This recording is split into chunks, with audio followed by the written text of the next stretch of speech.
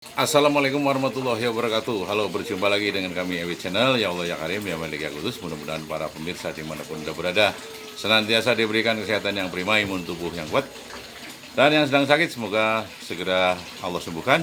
Dan yang sedang terlilit hutang mudah-mudahan segera bisa melunasinya. Dan mudah-mudahan kita selalu senantiasa diberikan umur yang panjang dengan penuh barokah dan manfaat untuk sekitarnya. Amin amin ya robbal alamin. Untuk kali ini saya akan membahas tentang Satrio Piningit yang selalu dimusuhi para sengkuni. Ya, jadi bahwa sengkuni ini atau dalam ejaan Sangsekerta itu yang biasa disebut sakuni gitu loh ya. Jadi sakuni itu atau sambala gitu. Yakni bahwa ini menceritakan seorang tokoh antagonis dalam Wira Carita Mahabharata ini. Jadi Sengkuni ini adalah sebenarnya itu paman daripada Kurawa yang sangat licik ya, terkenal sangat licik, berakal bulus gitu ya, senangnya menipu, senangnya membuat namanya gaduh, onar dan segala macam gitu ya, dan gemar menghasut para Kurawa untuk memusuhi Pandawa Lima ini. Sedangkan Pandawa Lima ini kan tokoh daripada yang dilakonkan dalam Mahabharata. Cerita Mahabharata adalah contoh 5 daripada manusia-manusia yang sangat bijaksana dan juga sangat jujur serta selalu berbuat kebajikan dan kebaikan di antara sesama manusia. Sehingga Sengkuni ini selalu tidak suka, selalu tidak ingin bahwa kebaikannya daripada Pandawa Lima ini digemari atau disenangi oleh masyarakat, terutama masyarakat luas, karena takut bahwa Sengkuni akan kalah pamor dengan Pandawa Lima ini. Tapi apa mau dikata, bahwa kebaikan tetaplah akan memenangkan dalam sebuah kehidupan. Karena kebaikan sudah ditakdirkan oleh Sang Pencipta alam semesta ini, Allah Azza wa Jalla, untuk selalu memenangkan daripada seluruh dan semua kebatilan dan kemungkaran di muka bumi ini. Sehingga Sengkuni ini tidak pernah habis akal, sampai akhirnya kehabisan akal juga untuk selalu mencederai dan menodai perbuatan baik daripada Pandawa Lima ini. Selalu diganggunya, selalu dirusuhin, selalu dibikin carut marut. Tapi karena Pandawa Lima ini adalah tokoh dan contoh manusia yang berjiwa kesatria, atau Satrio Piningit ini sebetulnya termasuknya, bahwa Pandawa Lima adalah Satrio Piningit yang selalu dimusuhi oleh para Kurawa dan para Sengkuni ini.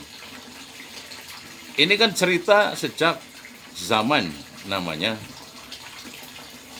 tempo lalu atau dalam kisah Mahabharata itu loh. Dan Pandawa Lima itu kan ada 5 tokoh sentral, yakni salah satunya adalah Yudhistira. Yang kedua itu Bima. Bima itu melambangkan atau difigurkan dengan sosok yang sangat kuat, sangat tegap, dan sangat gagah perkasa. Sedangkan Arjuna, yang ketiga adalah Arjuna, dengan tokoh yang penuh kelembutan, jago memanah, tapi bisa mematikan gerak dan langkah para Sengkuni ini dengan para Kurawa ini. Yang keempat adalah Nakula, dan yang kelima adalah Sadewa. Nah, disinilah kita bisa mengambil saripati daripada cerita antara Sengkuni, ya, Kurawa dan Pandawa Lima ini. Walaupun Sengkuni atau Kurawa dengan berbagai jumlah yang sangat luar biasa, dengan jumlahnya yang sangat banyak, tapi tetap mampu dikalahkan oleh Pandawa Lima. Yang mengalahkan sebetulnya bukan Pandawa Lima, akan tetapi adalah Nur Ilahi atau cahaya kebenaran. Karena cahaya kebenaran akan mampu meluluh lantahkan segala bentuk-bentuk kegelapan yang membuat namanya yang membuat ketidakberesan dan ketidakpastian di tengah-tengah masyarakat. Tetap lama-lama bahwa kesadaran akan tumbuh sehingga kebenaranlah yang akan memenangkannya. Seperti halnya sepandai-pandainya tupai melompat pasti akan jatuh juga. Dan sekencang apapun sebuah kebohongan dan kedustaan dibawa lari secepat kilat apapun, tetap pada akhirnya kebenaranlah yang akan memenangkannya. Nah, disinilah saripati daripada cerita dalam Mahabharata, yakni Pandawa dan Kurawa. Sebuah persaingan yang semestinya harus segera diakhiri. Dan merujuk kepada kehidupan kita dalam berkeluarga, bermasyarakat, dan bernegara pun tetap ada para sengkuni-sengkuni itu yang membuat onar, yang menghembus-hembusan sebuah ketidakberesan dan ketidakpastian serta kegaduhan di mana-mana untuk membuat sebuah tatanan untuk digantikan dengan sebuah kejahatan. Tidak akan mungkin mampu, tetap suatu ketika akan kalah namanya sebuah kejahatan, sebesar apapun dan sekuat apapun. Seperti halnya gitu. Dan di sini inilah daripada akhir bahasan dan daripada segala arti sinopsis dan drama kehidupan antara Pandawa dan Kurawa, sehingga disinilah muncul sebuah nama yang sangat melegenda, yakni Satrio Piningit. Ya.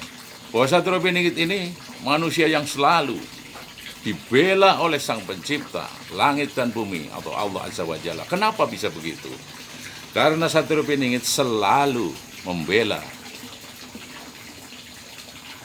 Sang Pencipta langit dan bumi ini, sehingga balasannya juga akan lebih hebat. Karena di dalam sebuah surat yang tersurat dan tersirat di dalam Al-Quran, di situ dijelaskan bahwa intan surullah yansurkum, intan surullah yansurkum. Barang siapa membela Allah, niscaya Sang Pencipta alam semesta ini akan membela jauh lebih besar. Nah, disinilah dengan bagaimana diaplikasikan oleh Satrio Piningit ini selalu berhubungan dan selalu berbuat baik kepada sesama manusia. Nah, ini ciri-ciri manusia yang selalu tidak terputus berhubungan dengan Sang Pencipta alam semesta ini, dengan aplikasi atau dengan contoh, dengan perbuatan, dengan action, yakni selalu berbuat baik kepada insan manusia dan juga pada segala ciptaannya, baik itu flora dan fauna. Flora dan fauna pun sama. Kita harus berhubungan baik, yakni dengan cara melestarikannya dan mengembangkannya. Nah, inilah bukti daripada hubungan baik kita dengan Sang Pencipta alam semesta ini. Kita realisasikan dengan berhubungan baik dengan sesama manusia dan seluruh ciptaan alam semesta ini. Disinilah Satrio Piningit ini selalu mencontohkan kepada kita suatu suri teladan yang baik, menunjukkan, ya kan, dan juga meneladani kita bagaimana caranya dalam mengaplikasikan sebuah kehidupan antara hubungan Sang Pencipta dengan makhluknya. Ketika kita berhubungan baik dengan makhluknya, seluruh ciptaannya, baik manusia, flora dan fauna, hewan, binatang, juga tumbuh-tumbuhan, serta alam sekitarnya, ini membuktikan bahwa manusia ini pasti berhubungan baik dengan Sang Pencipta. Mungkin cukup sekian dan terima kasih. Wabillahi taufiq wal hidayah. Wassalamualaikum warahmatullahi wabarakatuh. Terima kasih.